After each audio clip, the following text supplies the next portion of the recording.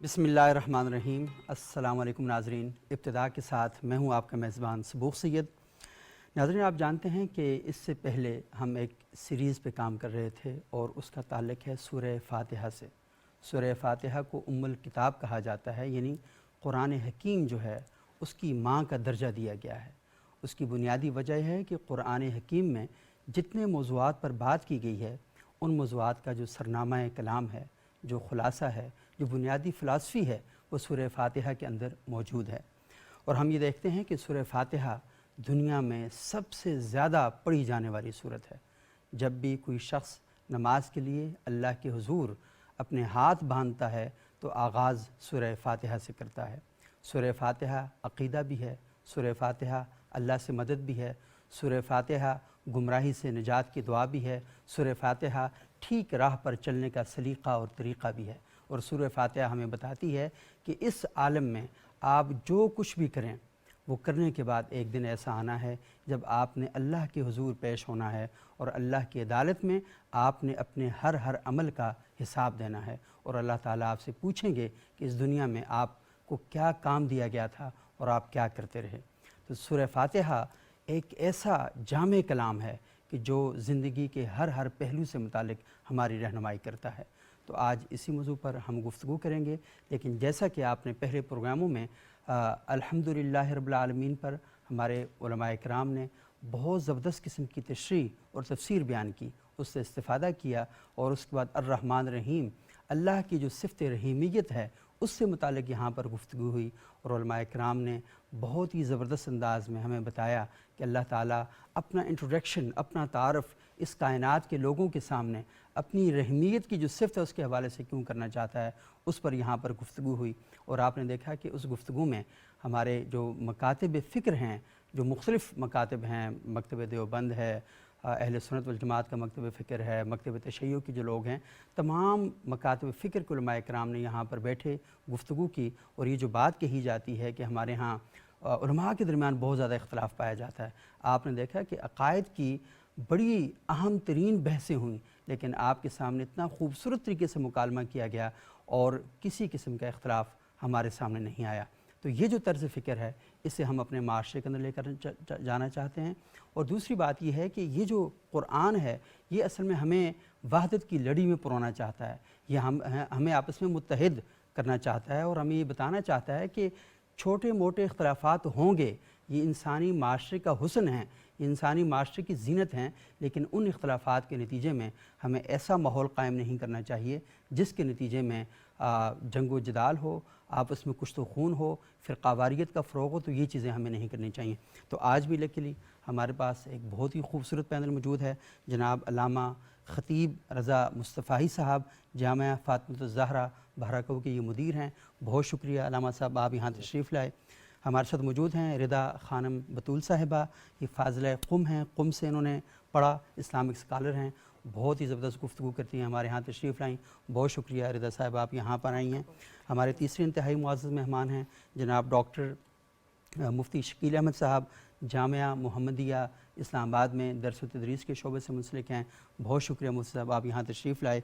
और आज हम्दे बारी ताला हमारे साथ इस प्रोग्राम में पेश करेंगे जनाब एजाज़ हुसैन शाह काज़मी साहब, मारूफ़ नात ख़ां हैं, हमद पढ़ते हैं। बहुत शुक्रिया काज़मी साहब, आप यहाँ तशरीफ़ लाए। और मैं चाहूँगा कि आगाज़ आप ही से हम करें, तो कौन सी हम सुनाएंगे आप हमें? जी, मैं पीर सैयद नसीरुद्दीन नसीर शाह साहब का है। माशाअल्लाह माशाअल्लाह, बिस्मिल्लाह कीजिए। इसी के मुतालिक किससे मांगे कहाँ जाए, किससे कहें, किससे मांगे कहाँ जाए, किससे कहें, और दुनिया में हाजत रवा कौन है। माशाअल्लाह माशाअल्लाह। सबका दाता है तू, सबको देता है तू, सबका दाता है तू, سب کو دیتا ہے تو، تیرے واہ، ماشاء بندوں اللہ۔ کا تیرے سوا کون ہے، ماشاء اللہ۔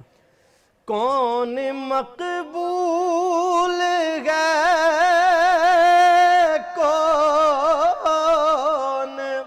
مردود ہے، بے خبر کیا خبر تجھ کو کیا کون ہے، جب تو لیں گے عمل سب کے میزان پر، جب تو لیں گے عمل سب کے میزان پر، تب کھلے گا کہ کھوٹا کھرا کون ہے، ماشاءاللہ، ماشاءاللہ۔ سب کا داتا ہے تو، سب کو دیتا ہے تو، تیرے بندوں کا تیرے سوا کون ہے، ماشاءاللہ، ماشاءاللہ۔ اولیاء تیرے محتاج اے رب کل، تیرے بندے ہیں سب انبیاء اور رسل، ان کی عزت کا باعث ہے نسبت تیری، ان کی پہچان تیرے سوا کون ہے، ان کی عزت کا باعث ہے نسبت تیری، ان کی پہچان تیرے سوا کون ہے، انبیاء اولیاء اہل بیت نبی، تابعین و صحابہ پہ جب آ بنی، انبیاء اولیاء اہل بیت نبی، تابعین و صحابہ پہ جب آ بنی، گر کے سجدے میں سب نے یہی عرض کی، تو نہیں ہے تو مشکل کشا کون ہے، گر کے سجدے میں سب نے یہی عرض کی، تو نہیں ہے تو مشکل کشا کون ہے، اہل فکر و نظر جانتے ہیں تجھے، کچھ نہ ہونے پہ بھی مانتے ہیں تجھے، اے نصیر اس کو تو فضل باری سمجھ، ورنہ تیری طرف دیکھتا کون ہے، سب کا داتا ہے تو، سب کو دیتا ہے تو، تیرے بندوں کا تیرے سوا کون ہے، ماشاءاللہ، ماشاءاللہ، بہت خوب جناب اعجاز حسین کاظمی صاحب۔ اور پیر نصیر صاحب کا یہ جو کلام ہے مجھے لگتا ہے سورہ فاتحہ کا ہی ترجمہ ہے، یہ سارے کا سارا اس کے اندر وہ اشعار جو ہے نا، اور انبیاء اولیاء اہل بیت نبی، تابعین و صحابہ پہ جب آ بنی، گر کے سجدے میں سب نے یہی عرض کی، تو نہیں ہے تو مشکل کشا کون. اور مجھے سب سے زیادہ یہ ہے کہ یہ کچھ 24 سال پہلے پیر نصیر صاحب سے میری پہلی جب ملاقات ہوئی، میں یہاں اسلام آباد میں ایک جامعہ میں پڑھتا تھا، تو پہلی بار ان سے یہ کلام میں نے سنا، اور ان کی کتاب ہے نام و نسب، اس کے بالکل شروع میں یہ کلام جو ہے یہ وہاں پر موجود ہے وہاں پہ. تو ماشاءاللہ بہت ہی خوبصورت انداز میں کاظمی صاحب آپ نے پڑھا. اچھا علامہ خطیب رضا مصطفی صاحب، یہ جو آج کا ہمارا موضوع ہے مالک یوم الدین، اللہ رب العزت کی جو ذات ہے وہ ہمیں کہتی ہے وہ فیصلے کے دن کا مالک ہے، کہ دنیا کے اندر جو کچھ بھی آپ کریں گے اس کا ایک دن امتحان ہونا ہے. یہ دنیا دارالامتحان ہے، اور ایک دن آنا ہے کہ جس دن اس امتحان کا نتیجہ ہمارے سامنے آئے گا. کتنا اہم ہے، کتنا ضروری ہے کہ انسان اپنے آپ کو اس جانب متوجہ رکھے کہ میں نے امتحان دینا ہے اور اس کا نتیجہ آنا ہے ایک دن. بسم اللہ الرحمن الرحیم. سب سے پہلے تو سبوق سعید صاحب آپ کا شکریہ. آپ کا شکریہ. آپ نے بہت اہم موضوع پر اظہار خیال کی دعوت دی. گزارش یہ ہے کہ مالک یوم الدین یہ اللہ تعالیٰ کی ایک صفت ہے. صحیح. اور سورہ فاتحہ میں اس سے پہلے اللہ تعالیٰ کی دیگر صفات کا ذکر کیا گیا. جی. الحمدللہ رب العالمین یہ اللہ تعالیٰ کی ایک صفت ہے. صحیح. کہ تمام جانوں کا پالنے والا ہے. صحیح. ٹھیک ہے. تو الرحمن الرحیم، رحمان بھی اللہ کی صفت ہے، الرحیم بھی اللہ تعالیٰ کی صفت ہے. اسی طرح مالک یوم الدین بھی اللہ تعالیٰ کی ایک صفت ہے. صحیح. کہ اللہ تعالیٰ قیامت کے دن کا مالک ہے. صحیح. اب اس کا یہ مطلب تو نہیں ہے کہ دنیا کا مالک نہیں اور قیامت کے دن کا مالک ہے. مالک وہ دنیا کا بھی ہے اور مالک وہ قیامت کے دن کا بھی ہے. صحیح. لیکن قرآن کی آیات کا ایک دوسرے کے ساتھ ربط ہوتا ہے. پہلے چونکہ اس کی صفت الرحمن اور الرحیم کا ذکر کیا گیا. صحیح. اور یہ صفت جو ہے اس کے دنیا میں ہم محتاج ہیں، ظاہر قدم قدم پہ محتاج ہیں، لیکن قیامت والے دن اس کے ہم بہت زیادہ محتاج ہیں. اس لیے اس کے ساتھ متصل فرمایا مالک یوم الدین. صحیح. اب دنیا میں انسان اگر گناہ کر لیتا ہے تو توبہ کا دروازہ کھلا ہے. صحیح. اگر ایک گناہ کر لیتا ہے تو 4 نیکیاں بھی کر سکتا ہے. صحیح. لیکن قیامت والے دن تو نامہ اعمال اس کے منقطع ہو جائیں گے. اب نیکیاں تو کر نہیں سکتا. صحیح. اب توبہ کا دروازہ بھی نہیں ہے. اب سارے اعمال اللہ تعالیٰ کے سامنے ہیں، کوئی چیز بھی اس سے پوشیدہ نہیں ہے.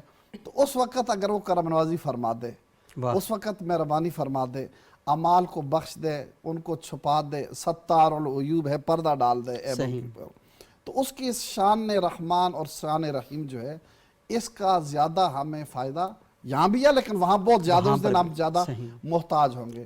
اس لیے فرمایا مالک یوم الدین کے قیامت کے دن کا وہ مالک ہے. قیامت کے دن کا مالک ہے. نبی کریم علیہ السلام کی ایک حدیث شریف بھی ہے کہ سرکار نے فرمایا، جس کا مفہوم یہ ہے، مجھے پورے الفاظ یاد نہیں ہے، کہ انسان جو ہے اپنے اعمال کی وجہ سے اس کی بخشش نہیں ہوگی، بلکہ اللہ تعالیٰ کی مہربانی اور اللہ کی کرم نوازی کی وجہ سے بخشش ہوگی. اور اس کرم نوازی کے بھی ہم دنیا کے مقابلے میں قیامت والے دن زیادہ محتاج ہیں کہ وہاں کرم نوازی ہو جائے، بخش دیا جائے. جیسے کہ میاں محمد بخش رحمۃ اللہ علیہ نے فرمایا، جے میں ویکھاں اپنے عملہ والے کچھ بھی نہیں میرے پلے، جے میں ویکھاں تیری رحمت والے بلے ہی بلے بلے. تو یہ اس کی رحمت، اس کی کرم نوازیوں کے ہم قیامت والے دن زیادہ محتاج ہوں گے. اس لیے فرمایا مالک یوم الدین. اور اس دن جو ہے دنیا کے ہر عمل کا انسان کو اللہ رب العزت کی بارگاہ میں جواب بھی دینا پڑے گا. اچھا کیا، برا کیا، کیسے کمایا، کہاں خرچ کیا، علم حاصل کیا، کتنا اس کی اوپر عمل کیا، اعلیٰ ازل قیاس، ہر چیز کا جواب اللہ رب العزت کی بارگاہ میں دینا پڑے گا. تو جس شخص کے ذہن میں یہ تصور ہو کہ مالک یوم الدین اللہ کی ذات ہے اور اس سے کوئی چیز بھی پوشیدہ نہیں ہے، تو لہٰذا وہ دنیا کے اندر سنبھل کر قدم رکھے گا. وہ رشوت سے بھی بچے گا، وہ چوری سے بھی بچے گا، وہ کرپشن سے بھی بچے گا، وہ کسی کا حق کھانے سے بھی بچے گا، جھوٹ بولنا، ظلم کرنا، ہر برائی سے وہ بچنے کی کوشش کرے گا، کیونکہ اسے پتہ ہے کہ اللہ سے تمہیں کوئی چھپا نہیں سکتا اور اللہ تعالیٰ کو سامنے میں نے قیامت والے دن اس کا جواب دینا ہے. تو اس کے اپنے کردار کے اندر، اس کی شخصیت کے اندر جو ہے نکھار پیدا ہوگا، وہ برائیوں سے بچے کر اچھائیاں پیدا ہوں گی اس کے اندر، جو اللہ تعالیٰ کی اس شان جو ہے اس صفت کے اوپر غور و فکر کریں. بہت ہی خوبصورت گفتگو کی آپ نے. اور یہ کتنا اہم ہے کہ الرحمن الرحیم اللہ تعالیٰ بتاتے ہیں کہ وہ رحمان بھی ہیں. اور پچھلے پروگرام میں میرے خانم صاحب آپ نے بات کی تھی کہ اس دنیا کے اندر وہ رحمان ہیں، اور یہ جو رحیم کی صفت ہے یہ قیامت کے لیے وہ ہے. تو یہاں پر رحمان ہونا کیا ہے؟ رحم دل ہونا. یعنی وہ ہمیں بتا رہے ہیں کہ وہ جو پرچہ ہے نا وہ آؤٹ کیا ہوا ہے سارے کا سارا، کہ آپ نے یہ کرنا ہے، یہ کرنا ہے، یہ کرنا ہے، اور جو امتحان ہے وہ انہی ساری چیزوں کا ہوگا، جی اور اس کے نتیجے میں کہا کہ وہاں پر بھی میری جو صفت رحیمیت ہے وہ غالب رہے گی، کیونکہ اس دن کا مالک میں ہوں، وہ فیصلے کا دن، اور فیصلے کا اختیار کسی اور کے پاس نہیں ہے، وہ اس دن کا مکمل اختیار میرے پاس ہے۔ آپ سے تمام اختیارات، عبادت کرنے کے اختیارات، سچ بولنے کے اختیارات، جھوٹ بولنے کے اختیار، اس سارے کے سارے اب ختم ہو چکے ہیں۔ اب آپ اس میدان کے اندر کھڑے ہو گئے ہیں جہاں پر آپ نے لائن بنا کے کھڑے ہونا ہے اور آپ کا حساب کتاب ہونا ہے۔ اچھا خانم صاحب تھوڑا سا یہ بتائیے گا کہ یہ بڑی اہم بات ہے کہ اللہ تعالیٰ فیصلے کے دن کا مالک ہے، اور یہ کہا جاتا ہے نا کہ جب قیامت کا دن ہوگا تو ابھی تو اللہ تعالیٰ اپنا یہ تعارف کرواتے ہیں کہ وہ الرحمن الرحیم ہیں، لیکن وہاں کے بارے میں کہا جاتا ہے کہ لمن الملک اليوم للہ الواحد القہار، یہ وہ دن ہوگا کہ جس دن اللہ تعالیٰ کا جو غصہ ہے وہ انتہائی اپنے عروج پر ہوگا، تو یہ اس دن کی بات ہو رہی ہے۔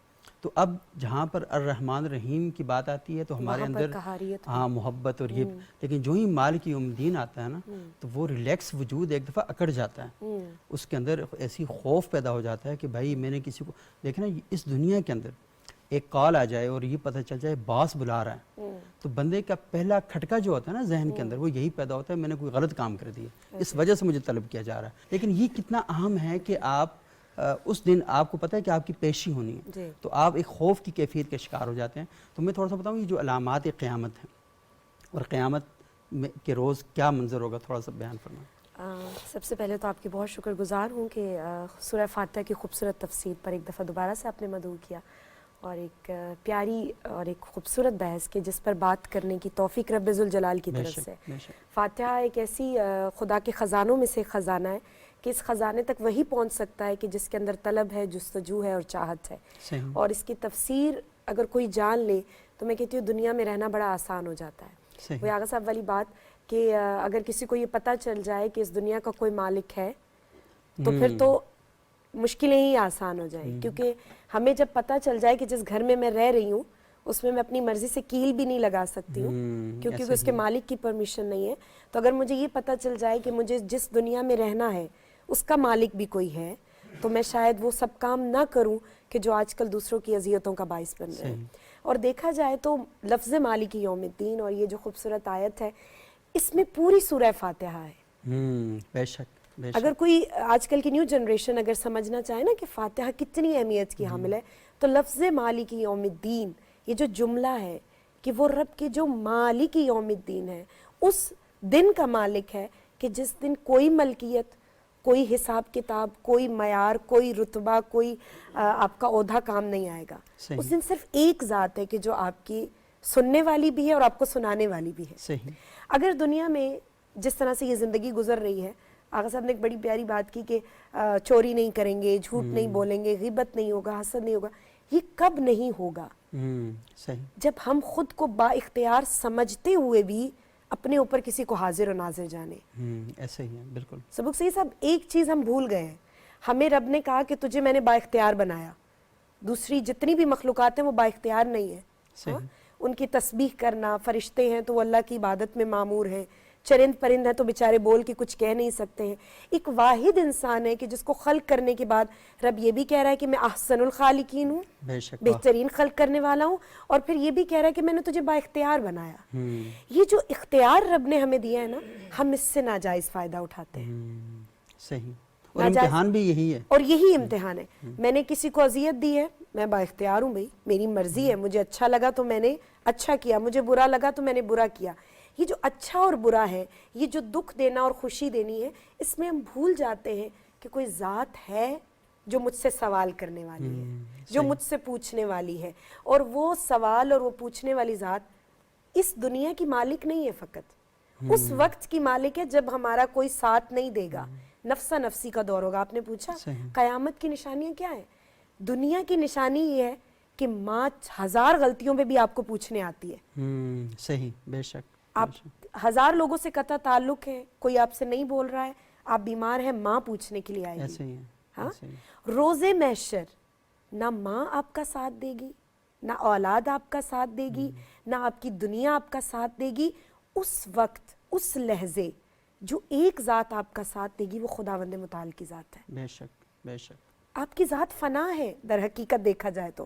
دنیا میں آپ جتنا کچھ کر لیں ریلیکسیشن ہے, کیونکہ رشتوں سے رب نے آپ کو ڈھانپ رکھا ہے. کوئی نہ کوئی ایسا رشتہ ہے جو بے لوث محبت کرتا ہے آپ سے, آپ کی 1000 غلطیوں کو معاف کرتا ہے. روز محشر غلطیاں معاف نہیں ہوں گی. رب خود کبھی کبھی وہ کہتے ہیں قہار کی صفت کیوں اجاگر ہوگی. رب کو بھی تو غصہ آنا چاہیے کہ میں نے جس بندے کو کتنا خوبصورت بنایا, میں نے جس بندے کو جتنے اختیارات دیے, دنیا اس کے لیے مسخر کر دی. یہ ایسے نہیں ٹرسٹ کرتے ہیں, ٹرسٹ, میں اگر آپ ہاں, پہ میں نے ٹرسٹ اس کو کروں, ٹرسٹ آپ میرے ٹرسٹ کو ڈیمیج کریں تو اس کا مطلب ہے کہ مجھے غصہ تو آئے گا نا. اور روز محشر دیکھیں, بچوں کو نا کبھی کبھی ڈرانے سے پہلے اسٹوری کے ٹائپ سنایا کریں کہ دنیا اور پھر آخرت. دنیا میں آپ اچھا پلے کریں گے, روز محشر آپ کو اچھا انعام ملے گا. صحیح. ہم دنیا میں اتنا گندا کھیلتے ہیں کہ روز محشر پھر امید کرتے ہیں نہیں وہ رب تو ستار العیوب بھی ہے, وہ رحمان بھی ہے, وہ روز محشر کے لیے نہیں ہے. ایسے ہی روز محشر آپ کی کاپی کھلے گی, آپ نے جو جو کیا ہے اس کا آپ کے حساب سامنے کتاب کھل کے آ جائے گا. آ جائے گا. اور یقین مانیں, ایک مسلمان کے لیے, علماء بیٹھے ہیں, جملہ کہنا چاہوں گی, ایک مسلمان کے لیے بہت ضروری ہے کہ وہ آخرت کا ڈر اپنے دل میں رکھے. صحیح. اگر وہ خود کو مسلمان کہتا ہے. صحیح. ہماری زندگی سے چاہے جتنے ڈر نکل جائیں, روز آخرت کا ڈر نہیں نکلنا چاہیے, کیونکہ اس دن نہ ماں کام آئے گی نہ باپ کام آئے گا. اس دن خدا کی ذات ہے صرف کام آنے جتنی والی. کی دنیا میں جتنا آپ لوگوں کا سب سے زیادہ کیئر کرنے والے لوگ ہیں, ایسے ہی ہے. وہ سارے کے سارے اس دن, کیونکہ اگر جب انبیاء یہ کہیں گے کہ نفسی نفسی, ہاں, تو ماں باپ کہاں پر ہوں گے, تو وہ کہ اس لازمی دن ہے. نہ کوئی کسی کا باپ ہے, نہ کسی کا کوئی بیٹا ہوگا. ماں, آپ کا ہر رشتہ آپ سے بھاگے گا. صحیح. اور سبق صاحب کتنا عجیب خوفناک مرحلہ ہوگا کہ آپ مشکل میں ہیں, آپ کسی کو پکار رہے ہیں اور وہ آپ سے دور جا رہا ہے. ایسے ہی ہے. اور ایک اور چیز جو آخرت کی نشانیوں میں سے اگر میں بیان کرنا چاہوں وقت ہو تو, کہ ہمارے علامہ صاحب بڑی خوبصورت بات کرتے تھے. آخرت پتہ ہی کیا ہے, آپ کی زندگی کو ریورس کرنے والی ایک ویڈیو دکھائے گی آپ کو. ایسے ہی ہے. اور جو ویڈیو چھپا کے نہیں دکھائی جائے گی کہ ایک کمرہ ہوگا, اس میں ردا کو بلایا جائے گا اور کہا جائے گا یہ تمہارے اعمال ہیں. نہیں, وہ ویڈیو اوپنلی عرش الہی پہ چلے گی. واہ. اور کبھی خدا اس وقت سے ڈرے, خدا ہمیں ہدایت کے راستے پہ رکھے کہ ایسا نہ ہو کہ وہ ویڈیو مجھ سے پہلے میرے خدا کو مجھ پہ شرمندہ کر دے. میں نے اس انسان کو بنایا جو میرے لیے نائب تھا دنیا میں, اور وہ ویڈیو کا چلنا کوئی عام بات نہیں. اور تو پتہ چل جائے گا, کیونکہ شاید آج سے کوئی 30 سال پہلے 40 سال پہلے اس بات کو سمجھنا اور اس کا تصور کرنا محال تھا, لیکن اب یہ آسان ہو گیا. اب یہ تو سائنس بتا رہی ہے کہ آج سے 2000 سال پہلے کوئی انسان کہیں گفتگو کر رہا تھا تو فضا کے اندر اس کی جو وائسز ہیں وہ موجود ہیں, تو وہ وہاں سے ڈیٹا نکال اس کو ڈی کوڈ کرتے ہیں, اور ڈی کوڈ کر کے اس کی آڈیو سن سکتے ہیں. اور ویڈیوز کا بھی یہی ہے. اور ابھی تو اتنی حیرت ہے کہ آئے روز ہمارے دماغوں پر حیرت جو ہے نا وہ دستک نہیں دیتی, وہ پتھر پھینکتی ہے, اور ہم حیران ہو کے رہ جاتے ہیں, ہم کچل جاتے ہیں اس کی جو نئی ٹیکنالوجی ہے, نئی انفارمیشن ہے. تو آخرت کی کیا ہوگی, آخرت کی کیا رب ہوگی, جو بنانے والی ذات ہے. صحیح. یہ بہت ہی اہم گفتگو ہے ناظرین. یہاں پر ہم ایک چھوٹا سا وقفہ لیں گے, اور وقفے کے بعد دوبارہ آپ کی خدمت میں حاضر ہوتے ہیں اور سلسلہ کلام کو آگے بڑھاتے ہیں.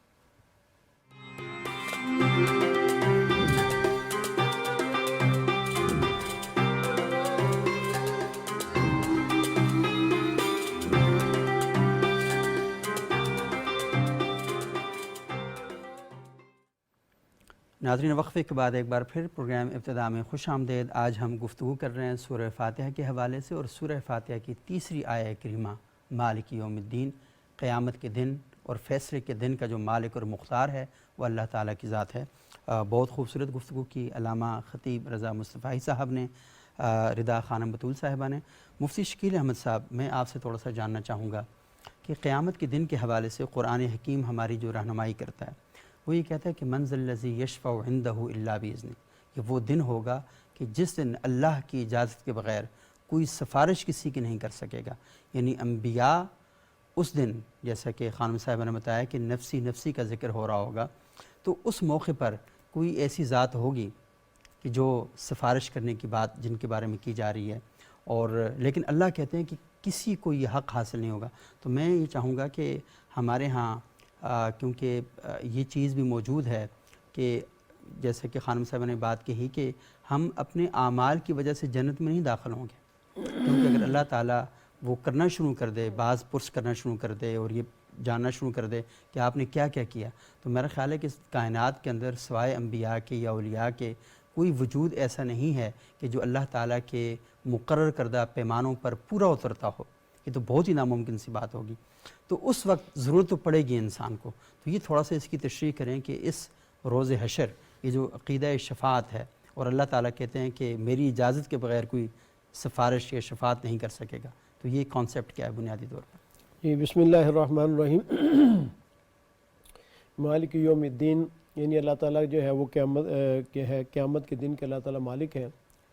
اور اس حوالے سے آپ نے جو شفاعت کا عقیدے کے بارے میں آپ نے سوال کیا ہے، تو یہ آیت تو کہہ رہی ہے کہ اللہ تعالیٰ کے اذن کے بغیر، اللہ تعالیٰ کی اجازت کے بغیر کوئی بندہ جو سفارش نہیں کر سکے گا۔ اور حقیقی اور اگر دیکھا جائے، غور سے دیکھا جائے اور اس پر غور کیا جائے کہ انسان کو سب سے زیادہ جس دن احتیاج ہوگی، جس دن انسان مکمل طور پہ محتاج ہوگا، وہ قیامت کا دن ہی ہے۔ دنیا کے اندر انسان محتاج ہوتا ہے تو اس کی احتیاج کو پورا کرنے کے لیے 100 اسباب ہوتے ہیں۔ قیامت کا دن ایک ایسا دن ہوگا کہ جب انسان مکمل طور پہ بے بس ہوگا۔ لمن الملک اليوم، ٹھیک ہے، للہ الواحد القہار۔ اور فرمایا کہ یوم لا تملک نفس لنفس شیئا والامر یومئذ للہ، صرف اللہ تعالیٰ کی بادشاہت ہوگی۔ تو اس دن مکمل طور پہ انسان جو ہے محتاج ہوگا، تو اس دن اس کو سفارش کی ضرورت بھی پڑے گی۔ اور آپ صلی اللہ علیہ وسلم جو ہے آپ کو مقام شفاعت عطا کیا گیا، اور یہ آپ صلی اللہ علیہ وسلم کی خصوصیت ہے کہ قیامت کے دن آپ صلی اللہ علیہ وسلم جو ہے اپنی امت کی سفارش جو ہے وہ کریں گے۔ اللہ تعالیٰ آپ صلی اللہ علیہ وسلم سے خود کہیں گے کہ یہ آپ صلی اللہ علیہ وسلم فرمایا کہ میں سجدے میں گر جاؤں گا، اور سجدے سے اس وقت تک سر نہیں اٹھاؤں گا جب تک کہ اپنی امت کی بخشش نہ کروا لوں۔ تو آپ نے ارشاد فرمایا کہ اللہ تعالیٰ کہیں گے کہ یا محمد ارفع رأسک، اے محمد سجدے سے اپنا سر اٹھائیں، اشفع تشفع، ہے نا، آپ سفارش کریں، آپ کی سفارش قبول کی جائے گی۔ اور اس طرح فرمایا کہ سل تعطیٰ، آپ سوال کریں آپ کو عطا کیا جائے گا۔ تو یہ جو سفارش کا اللہ تعالیٰ نے یہ نہیں کہا کہ اس دن سفارش بندہ کر ہی کوئی نہیں سکے گا، بلکہ یہ فرمایا کہ اللہ تعالیٰ کی اجازت کے بغیر۔ تو سب سے یہ جو شفاعت ہے یہ آپ صلی اللہ علیہ وسلم آخرت میں فرمائیں گے۔ اور اس کے علاوہ آپ نے فرمایا کہ اللہ کی اجازت کے بغیر اور کی سفارش نہیں کر سکے گا، اس کا مطلب یہ ہے کہ شفاعت تو ہوگی، سب سے بڑی شفاعت تو آپ صلی اللہ علیہ وسلم کی ہوگی۔ اس کے علاوہ علماء کا تذکرہ بھی آتا ہے کہ قیامت کے دن اللہ تعالیٰ کے اور آپ صلی اللہ علیہ وسلم کے، یعنی اللہ تعالیٰ اپنی طرف سے بھی کرم اور شفقت، یہ ہے کہ اللہ تعالیٰ سفارش تو نہیں کریں گے، وہ بڑی ذات ہے، لیکن اللہ تعالیٰ کی رحمت اور جو ہے اس سے ان کی جو صفت رحیمیت ہے اس سے غالب رہے گی۔ جی ہاں، تو اللہ تعالیٰ فرمائے کہ میری تو ابھی مطلب ہے کہ اپنی جو ہے وہ رحمت باقی ہے، تو اپنی رحمت کی وجہ سے بھی اللہ تعالیٰ کتنے لوگوں کو جہنم سے نکال کے جنت میں داخل کر دیں گے۔ اس کے علاوہ دیکھا جائے تو انبیاء کے بعد سب سے زیادہ جو سفارش قبول ہوگی وہ علماء کی ہوگی، ان کی وجہ سے اللہ تعالیٰ جو ہے کتنے لوگوں کو جنت میں داخل کریں گے۔ پھر اسی طرح شہداء ہیں، ان کو اللہ تعالیٰ رتبہ عطا فرمایا ہوا ہے، وہ سفارش کریں گے۔ اور وہ حفاظ کے بارے میں تو آپ نے کئی دفعہ سنا ہوگا کہ قیامت کے دن جو ہے وہ کم از کم جو ہے 10 افراد کی وہ سفارش کریں گے جن پر جہنم واجب ہو چکی ہوگی، اس کی وجہ سے اللہ تعالیٰ جو ہے تو قیامت کے دن سفارش ہوگی، لیکن درجہ بدرجہ ہوگی۔ انبیاء کی جو ہے وہ سفارش ہوگی، پھر اس کے بعد علماء کی سفارش بھی ہے، پھر شہداء کی بھی ہے، پھر حفاظ کی بھی ہے، صدیقین، شہداء، صالحین، تو صالحین جو ہے ان کی سفارش جو ہے اللہ تعالیٰ قبول کریں گے۔ تو قیامت کے دن سفارش کا کنسیپٹ ہے اور سفارش ہوگی بھی، اور ہمیں بھی اللہ تعالیٰ سے یہ امید رکھنی چاہیے کہ انشاءاللہ آپ صلی اللہ علیہ وسلم کے واسطے سے ہماری جو ہے وہ آپ صلی اللہ علیہ وسلم سفارش کریں گے۔ کوئی نہ کوئی مطلب ہے کہ اپنے علماء اور اسی طرح دوسرے حضرات بھی۔ تو اس طرح عالمگیر بادشاہ نے جو ہے ان کے بارے میں ایک واقعہ مشہور ہے کہ جب انہوں نے ان کا بیٹا تھا تو انہوں نے بیٹا حفظ کیا، ان کے بیٹے نے، عالمگیر کے بادشاہ نے، تو اپنے جو والد تھے ان کے پاس لے کے گئے اور کہا کہ یہ میرا بیٹا ہے تو اس نے حفظ کیا ہے۔ تو کچھ زیادہ خوش نہیں ہوئے ان کے والد، تو پوچھا کہ کیوں خوش نہیں ہوئے، تو فرمایا کہ یہ تو آپ کا بیٹا ہے نا، مجھے تو تب خوشی ہوگی کہ جب میرا بیٹا حافظ ہوگا۔ تو اس کے بعد جو پھر اورنگزیب عالمگیر نے جو ہے قرآن کریم کو جو ہے وہ حفظ کیا۔ تو شفاعت کا جو کنسیپٹ ہے وہ موجود ہے۔ جی جی، خوبصورت بات ہے۔ تو مجھے بہار الانوار کی ایک روایت یاد آ رہی ہے، میں ناظرین کی خدمت میں عرض کرنا چاہوں گی۔ کہتے ہیں روز محشر نا ایک اتنا خوبصورت سما ہوگا کہ جب شفاعت کا وقت آئے گا تو کہا اس وقت ایک مسند سجی ہوگی کہ جس پہ محمد مصطفیٰ صلی اللہ علیہ وسلم بیٹھے ہوں گے، اور کہا اس وقت ایک ندا آئے گی، ندائے غیبی، کہ اے میرے حبیب اب وہ وقت آ گیا ہے کہ جب میں دنیا والوں کو بتانا چاہتا ہوں کہ تو میرا کیسا حبیب ہے۔ تو میرا کیسا چاہنے والا ہے، میں تجھ سے کتنی محبت کرتا ہوں. تو کہا کہ یا رسول اللہ آج کیسا اختیار ہے کہ جب سب چپ ہیں تو آج آپ کس کو گویائی عطا کریں گے، کس کو بولنے کی قوت دیں گے؟ کہا تو اے حبیب محمد مصطفیٰ تو واحد وہ ہے کہ جو گواہی دے گا کہ کس نے اپنے دور میں اپنے فرائض کو کس طرح سے انجام دیا. تو کہا اس وقت 1,23,999 انبیاء صف شفاعت میں کھڑے ہوں گے. کہا اور ایک محمد مصطفیٰ مسند شفاعت پہ بیٹھے ہوں گے.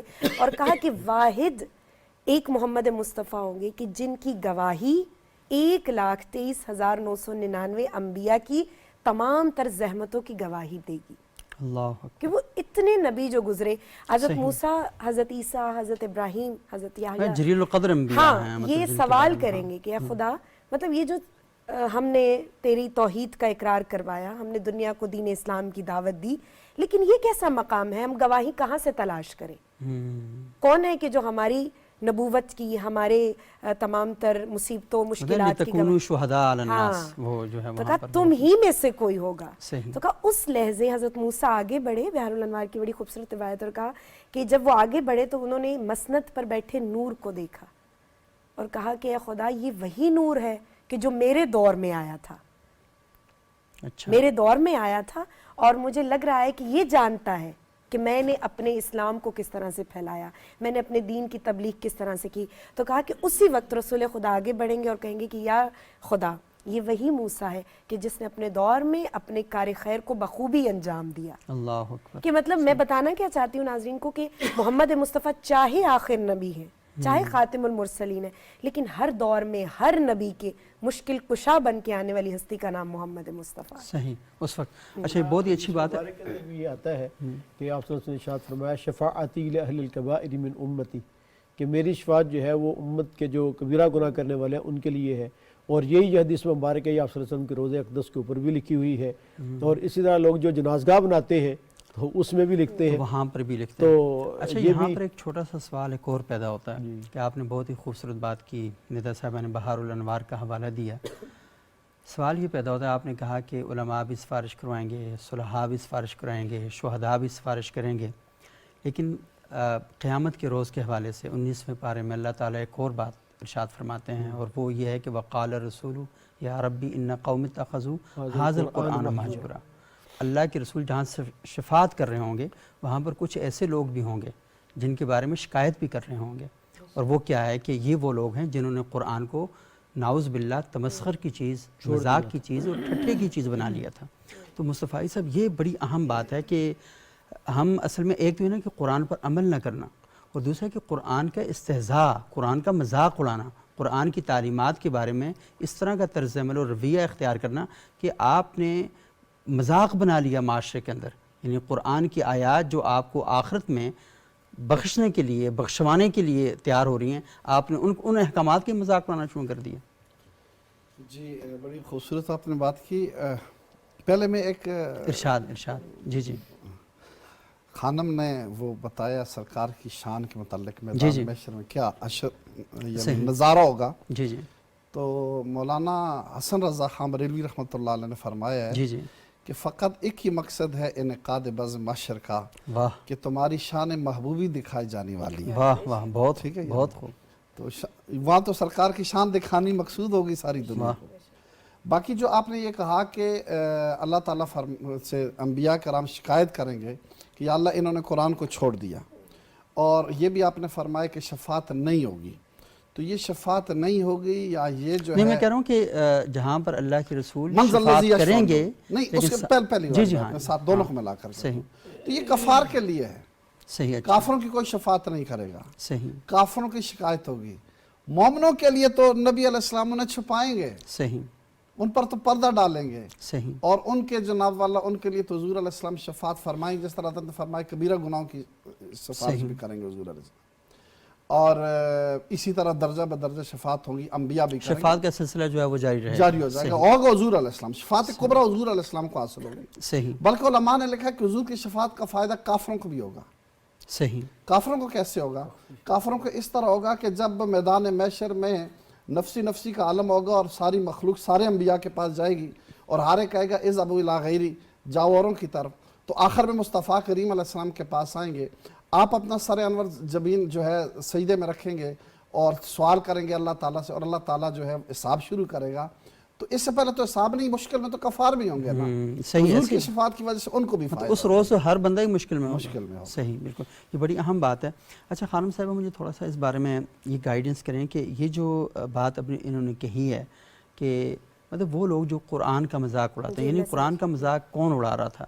ایک وہ ہیں جو قرآن کو نہیں مانتے، ٹھیک ہے، اور ایک وہ لوگ ہیں جو قرآن کو مانتے ہیں اور قرآن کی آیات پر عمل نہیں کرتے۔ یعنی مذاق کی ایک بدترین شکل جو ہوتی ہے، ایک یہ ہے کہ میں نہیں مانتا، وہ تو ٹھیک ہے، انکار ہے نا، وہ تو انکار ہے، اعلان آپ نے ہاں، کر دیا۔ لیکن ایک بندہ یہ کہتا ہے کہ میں آپ کو مانتا ہوں لیکن آپ کی نہیں مانتا، یعنی اظہار محبت کر رہا ہو اور جو مطالبات آپ کے ان کو پورا نہ کر رہا ہو، اس کا مطلب ہے یہ بھی ایک مذاق کی ایک شکل ہے نا۔ تو ان لوگوں کے بارے میں کیا ہوگا؟ کیونکہ بعض اوقات میں یہ دیکھتا ہوں کہ ہمارے معاشرے میں جو ہمارے واعظین ہیں، علماء ہیں، تو بعض اوقات ایسے لوگوں کے لیے ایک چھوٹی سی گلی چھوڑ دیتے ہیں، اس میں یہ ہوتا ہے کہ وہ بد عملی اور بے اعمالی جو ہے نا وہ اپنے عروج پر پہنچ جاتی ہے، تو لوگ یہ سمجھتے ہیں بس ٹھیک ہے کچھ بھی کر لو شفاعت ہو جائے گی۔ نہیں، ایسا نہیں ہے۔ میں یہاں پر ایک اختلاف بھی کہہ سکتی ہوں، یہ بڑی خوبصورت بات ہے، اختلاف کرنا چاہیے۔ ہاں، میں کروں گی کیونکہ ہماری نیو جنریشن دیکھ رہی ہے اس چیز کو، اور سوال ذہن میں آتا ہے۔ ایسا نہ ہو کہ ہمارا پروگرام خدا نہ کرے کسی کے ذہن میں یہ کسی کو ہلا شیری دینا، صحیح، بالکل، ہاں ٹھیک ہے، کہ میں اگر کہہ دوں کہ نہیں سب کی ہوگی، نہیں، روز محشر شفاعت محمد مصطفیٰ، شفاعت اہل بیت کوئی عام چیز نہیں ہے کہ میں دنیا میں گناہ کرتی رہوں اور روز محشر مجھے شفاعت مل جائے۔ شفاعت کو پانے کے لیے، سونے کو پانے کے لیے آپ کو پیسہ کمانا پڑتا ہے۔ دنیا میں اگر میرے پاس کچھ جمع پونجی نہیں ہے تو میں شفاعت کی حقدار بھی نہیں ہوں۔ قرآن لیس للانسان الا ما سعی، آپ کو وہی ملے گا جس کے لیے آپ محنت کریں گے۔ محنت کر رہے ہیں، محنت سب سے بڑی چیز ہے۔ محنت کیا ہے؟ اب محنت آغا صاحب کی بات بھی رد نہیں کروں گی، محنت کیا ہے؟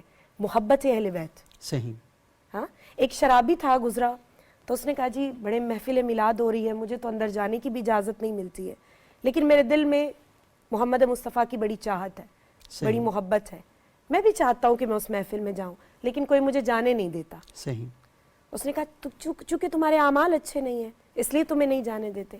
تو مایوس ہو گیا، بیٹھا اور ایک دفعہ کہا کہ اے خدا، یہ میرے اعمال دنیا ہے جس میں میں ڈوبا ہوں، لیکن قسم کھاتا ہوں کہ میرے دل میں محبت رسول ہے صلی اللہ علیہ وسلم، میرے دل میں ان کی بڑی چاہت ہے۔ یہ کہنا تھا، وہ عالم باہر نکلا، اس نے کہا کیا سننا چاہتے ہو؟ کہ میں آج سننا چاہتا ہوں رسول خدا کے فضائل۔ جیسے ہی اس نے سنانے شروع کیے، دیکھیں ہدایت کے لیے ضروری نہیں ہے کہ آپ کو کسی مجمع کی ضرورت ہے، آپ کو کسی محفل کی ضرورت ہے، نیت، اعمال بالنیہ، آپ کے اعمال کا دار و مدار آپ کی نیتوں پر ہے۔ صحیح، ہاں، اگر آپ کے دل میں آل محمد کی محبت ہے تو یہ بھی آپ کو بخشوا سکتی ہے۔ صحیح، شفاعت ایک بہانہ ہے، کوئی بھی ہو سکتا ہے۔ اب جہاں پر آپ نے قرآن کی بات کی، تو قرآن کے ساتھ مذاق ہم بھی کرتے ہیں۔ کس طرح سے؟ میں ایز اے لڑکی اگر ایک بات کروں، میں نے قرآن میں حجاب کی آیت پڑھی کہ لڑکیوں کا حجاب اتنا ہونا چاہیے، واجب حجاب یہ ہے وہ ہے، میں نے پڑھ لیا اس کو۔ اب جو چیز میری نظروں سے گزری ہے، قرآن کہتا ہے اس کو عمل میں لاؤ، میں نہیں لے کر آئی، ٹھیک ہے، ایسے ہی ہے، جان تو میں نے لیا، میں اس کو عمل میں نہیں لائی، کیونکہ میں غافل تھی۔ جب تک میں غافل ہوں تب تک تو خدا مجھے چھوٹ دے رہا ہے، لیکن جب میں اس میں پڑ گئی کہ اچھا نہیں، مجھے حجاب کرنا چاہیے، مجھے دین اسلام کا رنگ اپنانا چاہیے، ایک دفعہ میں نے اپنا لیا اور پھر دنیا کے لیے اس کو چھوڑا، تو یہ قرآن کی آیات کا مذاق ہے۔ یعنی آپ پلٹ گئے اس راہ ہدایت کو۔ آپ نے ابھی کہا نا کہ محبت کا دعویٰ جب ہم کر لیتے ہیں اور پھر ان کی تمام تر جو ہماری رسپانسبلٹیز ہیں ہم ان کو نہیں پورا کر سکتے ہیں، تو obviously میں گناہ گار ہوں۔ اس دعوے کی دلیل عمل ہے، کیونکہ کوئی بھی دعویٰ آپ کریں تو آپ کہیں صرف یہ نہیں ہوگا جب تک اعمال کے قالب میں اور سانچے میں ڈھلا ہوا نہیں ہوگا۔ تو قرآن کا مذاق صرف کافرین نہیں اڑا رہے، ہم بھی آج کل کے دور میں معذرت کے ساتھ اڑاتے ہیں، کیونکہ ہم ان پر عمل نہیں کرتے ہیں۔ صحیح، اور یہ بہت ہی اچھی اور بڑی بنیادی بات ہے۔ دونوں طرح کی جو باتیں ہیں نا، تو مطلب ہے کہ اگر ان دونوں کو دیکھا جائے تو یوں لگتا ہے کہ ہماری درمیان میں کنفلکٹ ہے، کوئی آپس میں ایک اس میں کانفلکٹ نہیں ہے، یہ زاویہ نظر ہے، تھوڑا سا ایک ہی چیز کو نا دیکھنے کا مختلف طریقہ ہے، یعنی وہ بھی یہی سمجھتے ہیں کہ ہاں یہ ہیں، لیکن مثلا کہ جب ہم ایک روایت کو دیکھتے ہیں تو وہاں سے ہمیں ایک اور زاویہ نظر آتا ہے اور دوسری طرف سے دیکھتے ہیں، تو مسئلہ یہ کہ درمیان کا ایک راستہ ہے۔ مقصد قطن نہیں ہے، سمجھ گیا کفار ہی ہیں، جی ہاں مومن بھی ہیں، لیکن میرے کہنے کا مقصد ہے کہ کفار جو ہے ان کے بارے میں خاص طور پر یہ فرمایا ہے۔ میرا ان کی بات کے ساتھ کوئی تعلق نہیں ہے کہ میں نہیں، اختلاف نہیں، تعلق ہے، کہہ رہا تھا کہ یہ آیات آپس میں اور حدیث دونوں طرح کی جب پڑھی ہیں تو مالک یوم الدین کا تو پتہ ہی چلتا ہے کہ اللہ تعالیٰ ہمارے اعمال کا وہ بدلہ دیں گے، اور ایک ایک چیز جس طرح آپ نے بھی کہا کہ قیامت کے دن اللہ تعالیٰ ہر چیز کا سزا بھی دیں گے۔ دوسری طرف ہم جب شفاعت کی دیکھتے ہیں تو اس وقت ہمیں تسلی ہو جاتی ہے کہ ٹھیک ہے کبائر بھی کرتے ہیں پھر بھی تو مالک یوم الدین ہمارا کنسیپٹ آپس میں تھوڑا سا، تو میں اس لیے یہی عرض کرنا چاہ رہا تھا کہ اصل میں دو طرح کی چیزیں، ایک روایت آیت وہ ہے جو آپ نے پڑھی جس سے پتہ چلتا ہے کہ انسان کو وہی ملے گا، ٹھیک ہے، اور دوسرا حدیث مبارک میں یہ آتا ہے کہ آپ صلی اللہ علیہ وسلم جو ہے آپ نے حوض کوثر پہ بیٹھے ہوں گے اور فرما رہے ہوں گے کہ یہ میرا امتی ہے میرے پاس لے کے آؤ، یہ میرا امتی ہے میرے پاس لے کے اس کو میں پانی پلاتا ہوں، لیکن اس کے بعد فرشتے یہ کہیں گے کہ کیا آپ کو پتہ نہیں ہے کہ آپ کے دنیا میں جانے کے بعد انہوں نے آپ کی سنتوں کے ساتھ کیا حشر کیا؟ تو آپ صلی اللہ علیہ وسلم ارشاد فرمائیں گے سحقن سحقن سحقن، محتمہ مالک کی روایت بھی ہے، دوسری روایات بھی، ان کو میری آنکھوں سے دور کر دو۔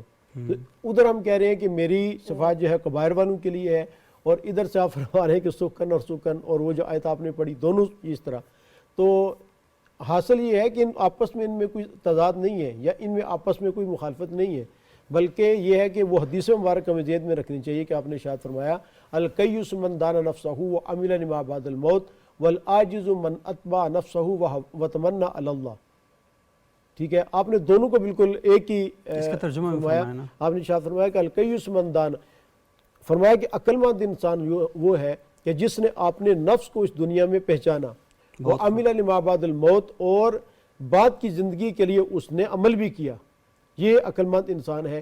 والعاجز، اور عاجز انسان، یا ہم یہ بھی کہہ سکتے ہیں کہ بیوقوف الکیس کے مقابلے میں، کہ وہ ہے کہ جس نے اتبع نفسہ ہواہا، جس نے اپنی نفسانی خواہشات کے پیچھے لگا رہا، اور وتمنى علی اللہ، اور اللہ پر وہ یہ رکھتا کہ اللہ مجھے بخش دیں گے۔ صحیح۔ تو حاصل یہ ہوا کہ انسان کو اپنی ہمت، اپنی کوشش، یہ مکمل طور پہ جو ہے انسان کو محنت کرتے رہنا چاہیے، اور صرف اس پر تکیہ کر کے بیٹھ جانا کہ اللہ تعالیٰ مجھے بخش دیں گے، اللہ کی رحمت بڑی وسیع ہے، یہ بالکل ایسے ہی ہے، لیکن اس پہ تکیہ کر کے بیٹھ جانا اور اللہ تعالیٰ کی صریح آیات، آپ صلی اللہ علیہ وسلم کی صریح سنتوں کی مخالفت کرنا، یہ تو باغی ہے، یہ اصل چیز لیکن خود انسان محنت کرے۔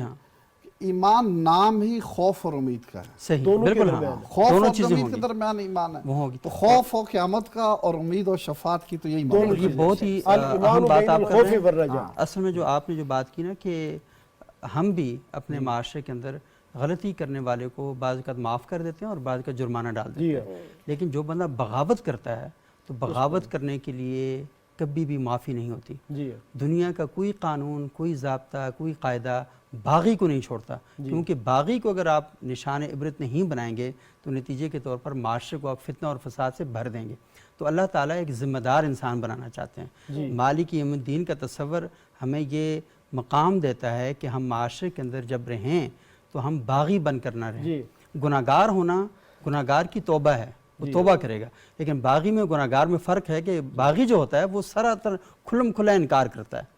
تو اصل میں باغی کے لیے کسی قسم باغی بغاوت سوچ سمجھ کے ہوتی ہے، گناہ سوچ سمجھ کے نہیں ہوتا۔ آپ کا بڑا پیارا جملہ ہے کہ شفاعت پہ بات ہو رہی ہے، ماشاءاللہ علماء نے بڑی ایک وہ بحث کھول کے بھی کر دی، ہونی بھی چاہیے، کیونکہ لفظ شفاعت جب آتا ہے نا تو ہم جیسے لوگ تھوڑے ڈھیلے ہو جاتے ہیں۔ ایسا ہی ہے، بالکل ہاں۔ میں اس لیے اس چیز کو بات کر رہی ہوں، خدا ایکٹیو انسان بنانا چاہتا ہے، معاشرے کے اندر آپ کو یہ کھرا نہیں کہ آپ انسان۔ صرف شفاعت محمد مصطفیٰ صلی اللہ علیہ وسلم پہ رہیں، بلکہ آپ کو اپنے اعمال پہ بھی نگاہ کرنی چاہیے۔ ایسا نہیں ہے کہ آپ شفاعت پا لیں۔ قرآن ہمارے سامنے ایک آئینہ ہے، ہم جو بھی عمل کرتے رہیں قرآن کے اس میں دیکھتے رہیں۔ تو بہت بہت شکریہ جناب علامہ خطیب رضا مصطفی صاحب، رضا خانم بطول صاحبہ، ڈاکٹر مفتی شکیل احمد صاحب، اعجاز حسین شاہ کاظمی صاحب، اور آپ نے ناظرین سنی، علماء کرام نے بہت ہی بہترین انداز میں گفتگو کی، اور گفتگو میں کہیں تھوڑا بہت جو اختلافات ہیں وہ بھی سامنے آئے، لیکن کتنے خوبصورت طریقے کے ساتھ اور کتنی شائستگی کے ساتھ وہ اختلافات جو ہیں ان کا اظہار کیا گیا، اور وہ اختلافات ایسے نہیں ہیں۔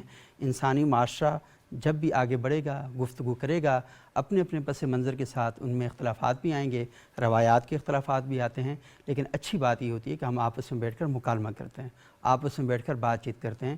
اختلافات نہ ہونے کا مطلب یہ ہے کہ آپ کا ذہنی کام نہیں کر رہا، اور اختلافات ہو کر چھپانے کا مطلب یہ ہے کہ آپ منافقت کر رہے ہیں، اور اختلافات ہو کر اچھے طریقے سے ڈسکشن کرنے کا مطلب یہ ہے کہ آپ ڈیسنٹ اور مہذب انسان ہیں۔ اگلے پروگرام تک کے لیے اجازت دیجیے گا، بہت بہت شکریہ، اللہ حافظ۔